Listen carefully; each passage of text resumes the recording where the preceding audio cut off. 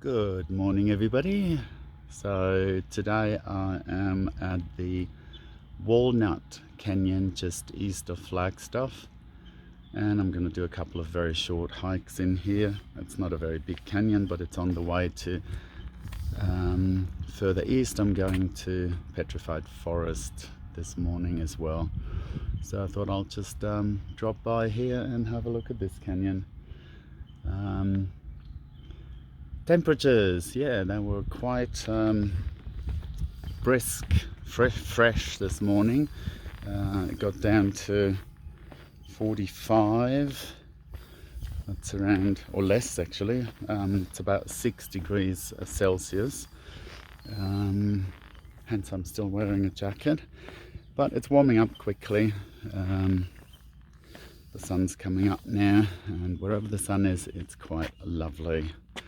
So I'm going to turn this around and just film as I'm going down.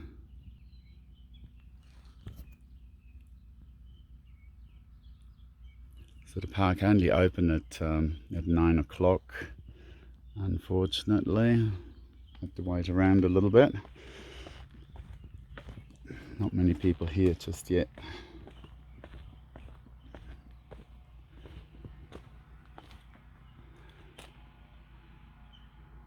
So in this area, a lot of the indigenous people, the different Indian tribes, they were dwelling in these canyons. Actually, over there you can see some of the ruins still there, or the protection, the housing that they had. I'll just zoom in a bit.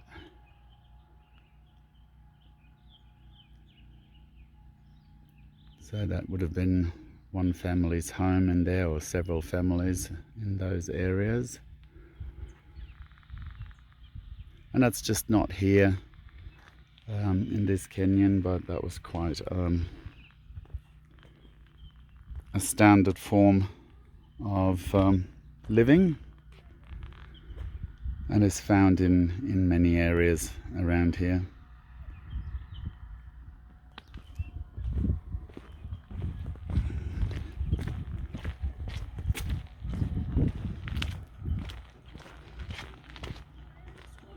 Steps. Oh goodness, this is a civilized trail. As I said, it's only a short one.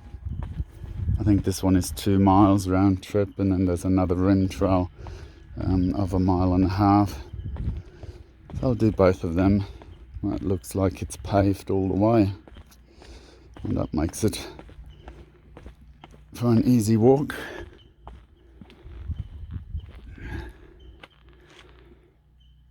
And this is what I'm exploring.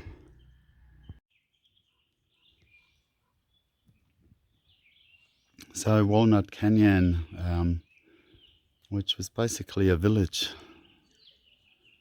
for all these Indian tribes that lived around here. And if you look closely, you can see lots of the remains of their homes that were wedged in between those ridges, protected in the canyon. They do have mountain lions here as well, so they certainly protected themselves from those a bit as well, and other people and tribes.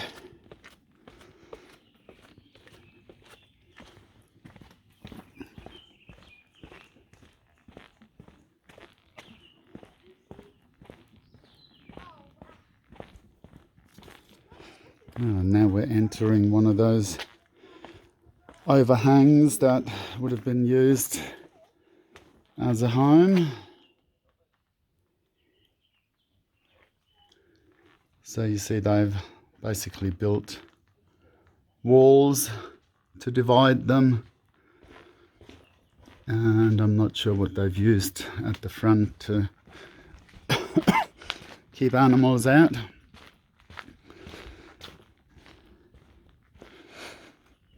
Well, there were walls on the sides and the front, of course, very small, nice and cozy, but Of course, in winter there's snow here, so you get quite cold temperatures.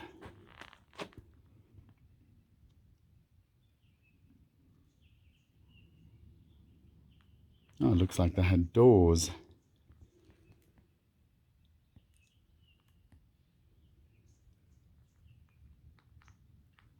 Different chambers to store all the harvest and their crops.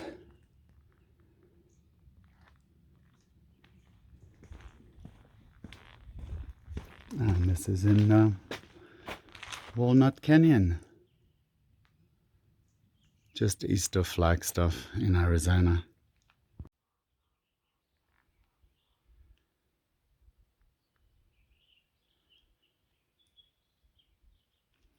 So the pine trees, there are ponderosa pines, there are Douglas firs.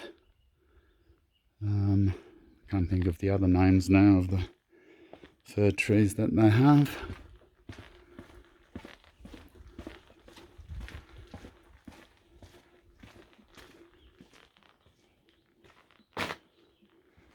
Oh, apparently this was ocean at some stage, many million years ago, and the waves have carved out those alcoves or overhangs.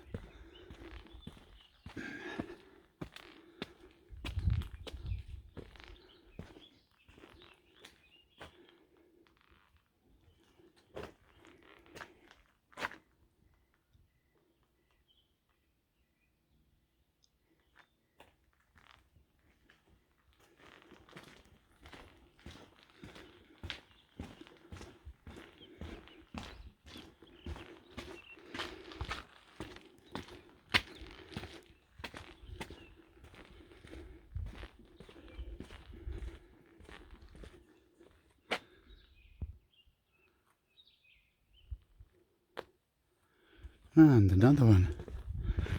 So that's just all around and everywhere.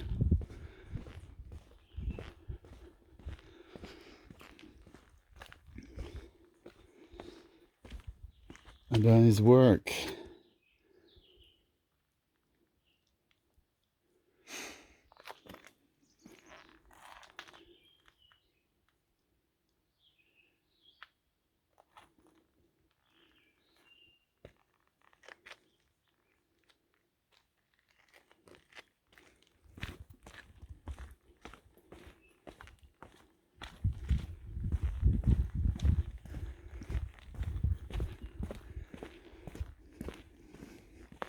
And where did they get the water from?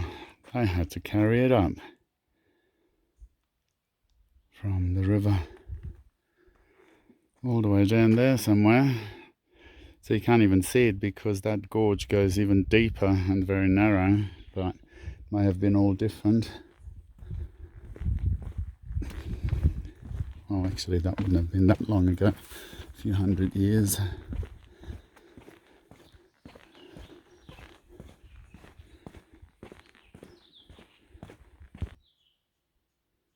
Okay, so it looks like it was designed quite efficiently with the airflow, because obviously in winter they had to make a fire. So they all have, you can see there, vent holes at the top to make sure that the smoke can escape. And there was a hole at the bottom of the door to get the draft going. Oh, that's a Rocky Mountain juniper tree. They're quite common, so that's, you see that a lot. Again, different chambers. Wonder if that black is still from the fires that they used to make. So very tiny little doors. Well, they would have been very small, the people back then. And then a vent hole at the top. This looks like it has been repaired.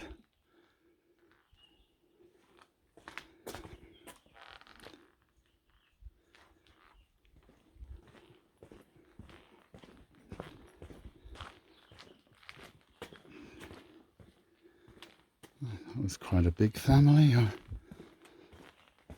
clan.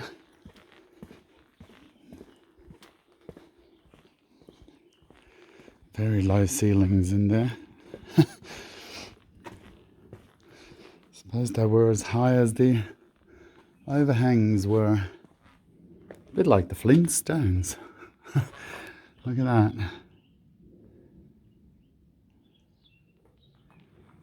What a way of life.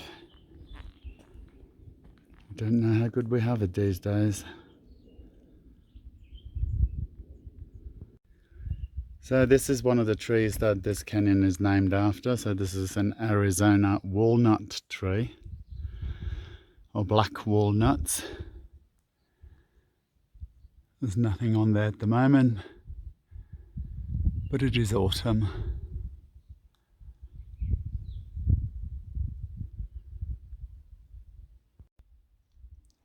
Always amazes me the cacti that grow in such high regions, seeing that we're over 2,000 meters high up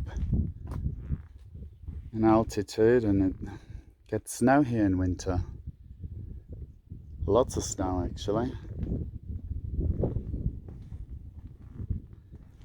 Mormon tea.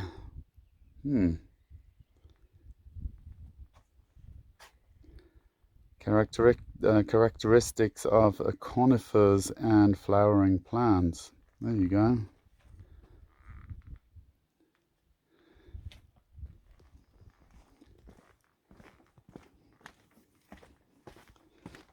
Come on, move.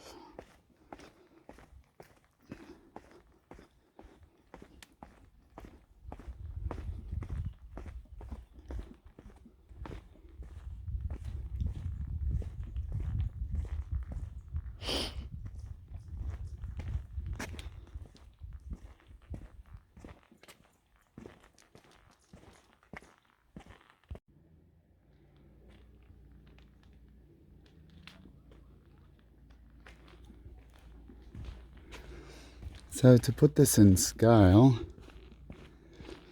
I think we'll be able to see that very shortly.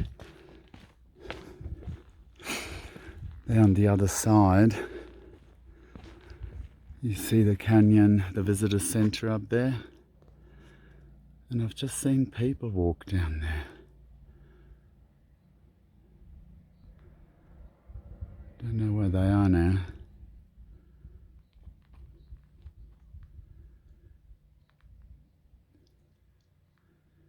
But every one of those ridges, well, not ridges, or stories, you can almost see stories there, as in levels. But they're of course much higher than one level of an apartment block.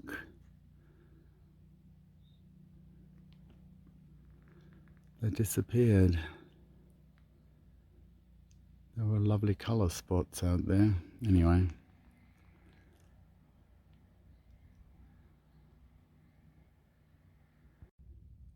So here's an example of what the Hopi people in this area would have grown. So all I see here is corn and beans, really. That's what they had. And then of course all the things that are around in nature naturally, without having to cultivate them.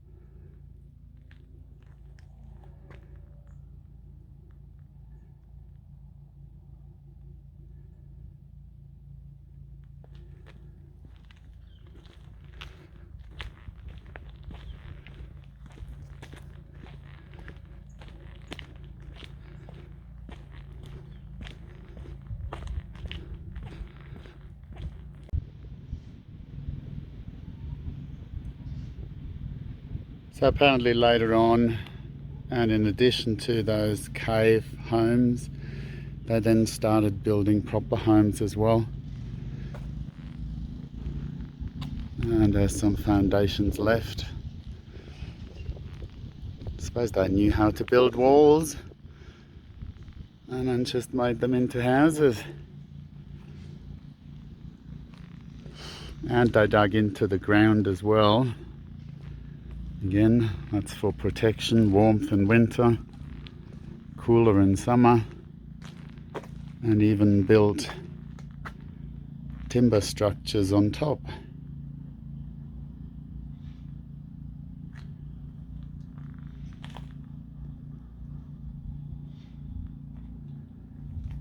So apparently by 1250 thereabouts, so about 800 years ago, the Hopi left this area because it got drier and colder and less crops and more people. So they had to go further out and join other tribes elsewhere.